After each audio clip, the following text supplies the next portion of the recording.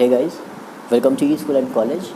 अभी जिस क्वेश्चन के सॉल्यूशन को हम देखने जा रहे हैं वो ऑलरेडी अपलोड है, लेकिन एक व्यूवर ने कमेंट किया था, शायद उनका नाम सुजला था शायद। तो उन्होंने कमेंट किया था कि क्वेश्चन नंबर 2 जो है 4.3 एक्सरसाइज का उनको प्रॉब्लम है, समझ में नहीं आया था। तो मैं कोशिश करता हूँ कि फिर से एक बार वीडियो बनाऊँ ताकि उन्हें समझ में आए। ओके, शायद वहाँ कुछ एरर हो गई हो या कुछ प्रॉब्लम हो, क्वालिटी में प्रॉब्लम हो, क्योंकि पुरानी वीडियो है।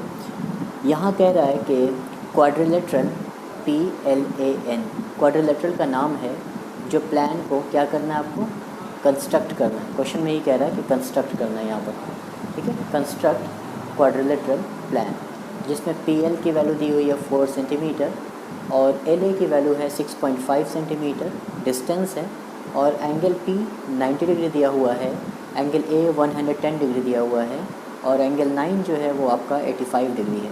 तो कैसे इसे कंस्ट्रक्ट करेंगे, कैसे बनाएंगे, देखिए बनाते हैं।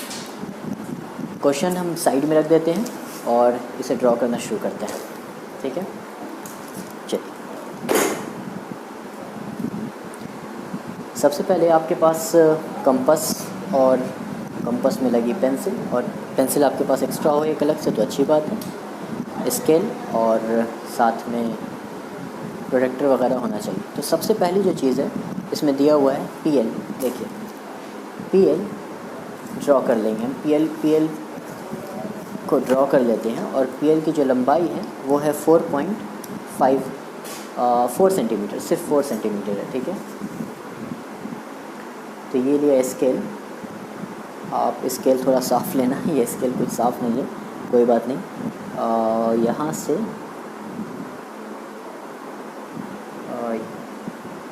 ज़ीरो से लेकर 4 सेंटीमीटर तक हमने ड्रॉ कर दी एक लाइन। इस लाइन का जो नाम है PL, यहाँ P और यहाँ L, जो कि कितना सेंटीमीटर है, 4 सेंटीमीटर, ठीक है। अब गिवन वैल्यू है कि P क्वाड्रिलेटरल आप समझ के जाएं कि जो जिसे हम ड्रॉ करने जा रहे हैं वो 4 साइड से मिलकर बना एक डायग्राम है, ठीक है, उसे वो क्वाड्रिलेटरल कहते हैं, ठीक है, ठीक है ना। यहाँ पर हमने P लिया है, L लिया है, तो जाहिर सी बात यहाँ A आएगा और N आएगा, क्योंकि इसका नाम है PLAN। PL हम बना चुके। अब P पर एंगल दिया हुआ है, P पर जो एंगल है आपका यहाँ 90 डिग्री लिखा हुआ है, एंगल P 90 डिग्री।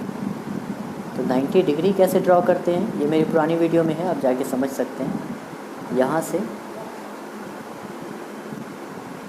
एक आर्क बनाया, इसे मैं शार्प टिप बोलता हूँ, ये शार्प टिप है और ये पेंसिल है।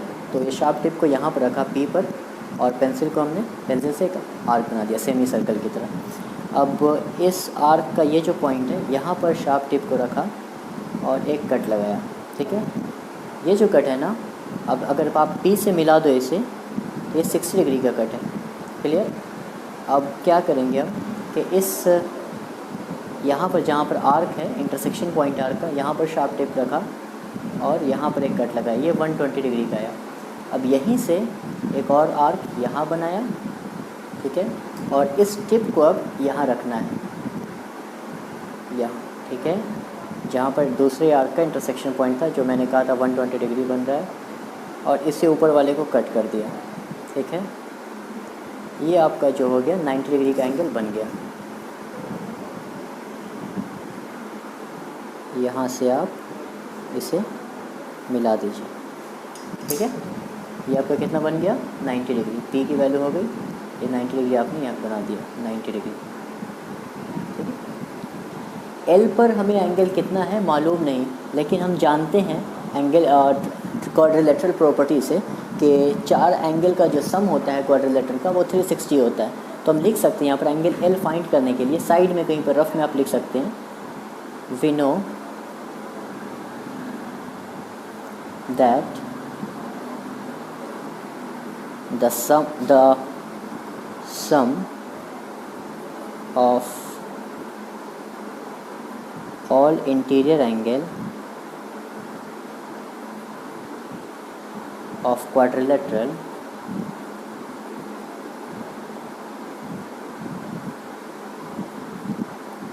एंगल्स इज़ क्वाड्रिलेटरल इज़ कितना हो जाएगा 360 डिग्री।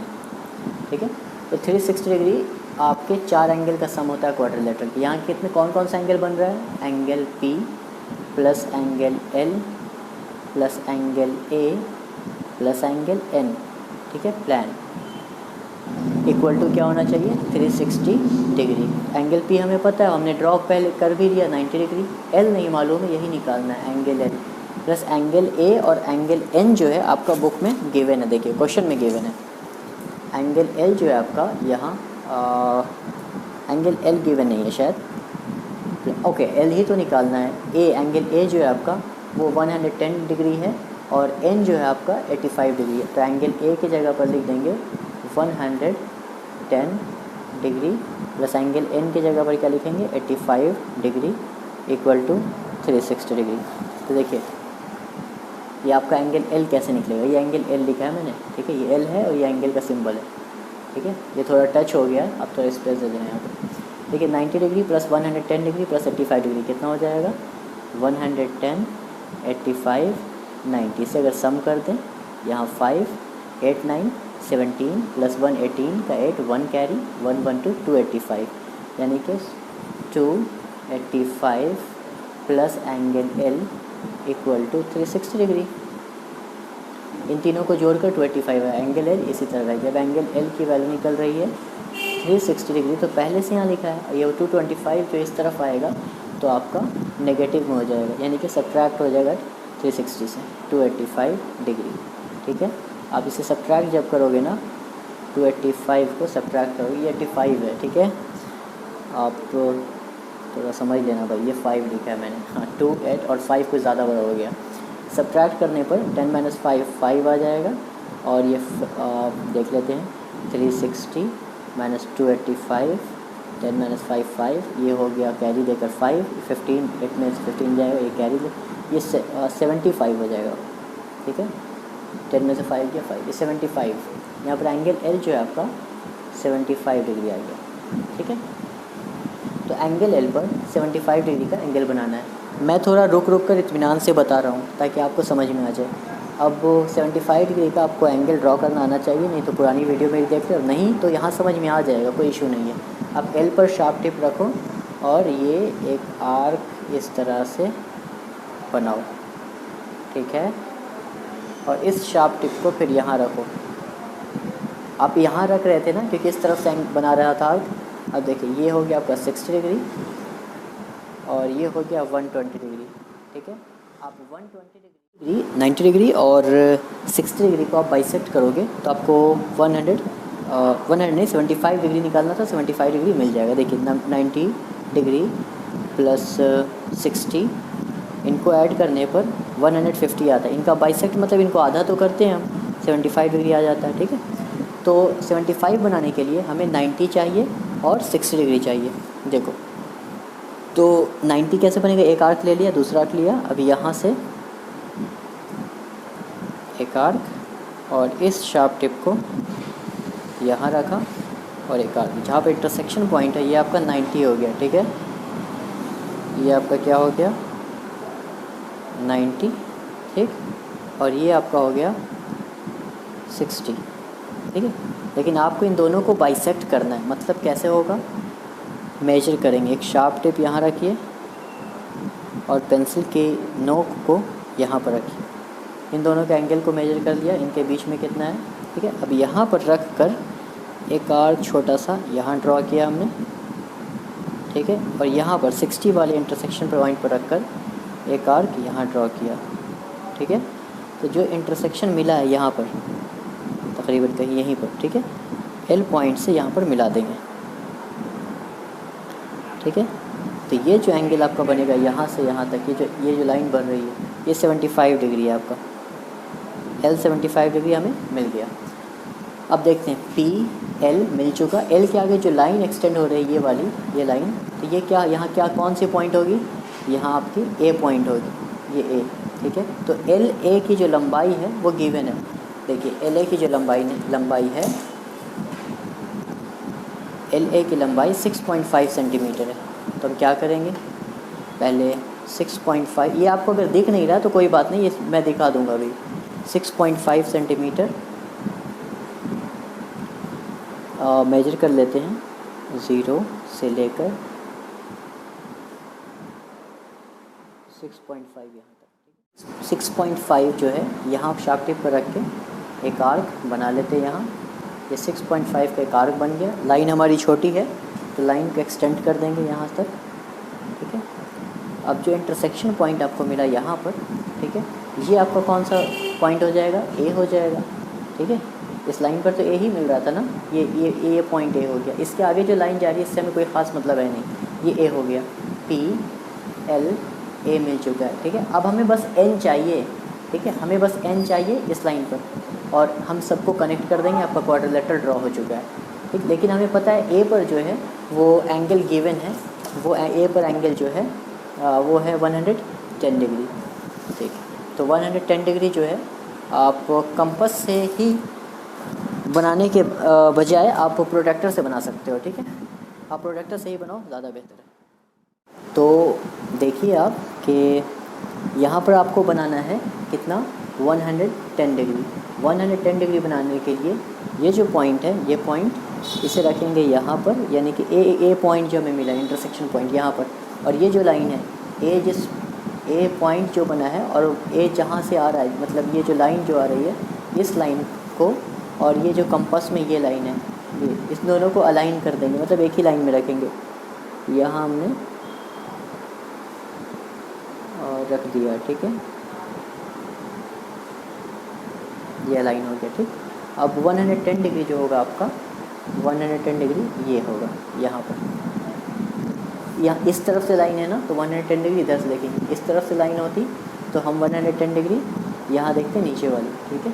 ये 110 डिग्री आपका ये यहाँ पर डॉट लगा लिया, यहाँ से 110 डिग्री मिला दिया, ठीक। अब आप देख लीजिए कि ये जो लाइन कट हो रही है, तो ये जो पॉइंट इंटरसेक्शन पॉइंट मिला ना आपको, यही ये पॉइंट हो जाएगा एन। क्या हो जाएगा, एन।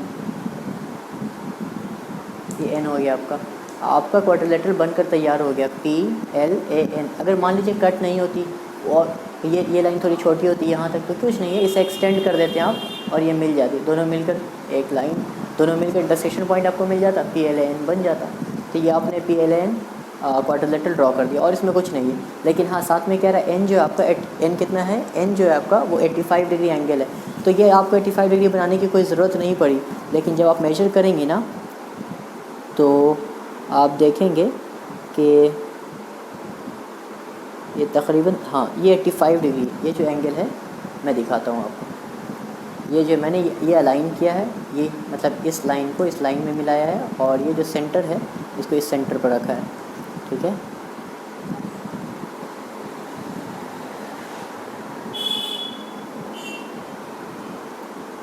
ठीक, देखिए ये जो लाइन है ये आपका 85 ही बन रहा है, ज़रा सा 1 mm कुछ आगे पीछे हुआ है, तो 85 ही होगा। तो आपका ये बनकर तैयार हो गया। ये तो हमने ड्रॉ किया, ये तो हमने निकाला था इसलिए कि एंगल एल हमें निकालना था। आप चाहें तो यहाँ पर वो भी लिख सकते हैं, स्टेप्स ऑफ कंस्ट्रक्शन। तो जैसे जैसे आपने बनाया है वहाँ स्टेप्स ऑफ कंस्ट्रक्शन लिख सकते हैं। जैसे आपने पी एल फर्स्ट स्टेप 1 में लिखना, आप draw a line P L of 4 centimetre. Step second में आप लिख सकते हो make an angle of 90 degree at point P.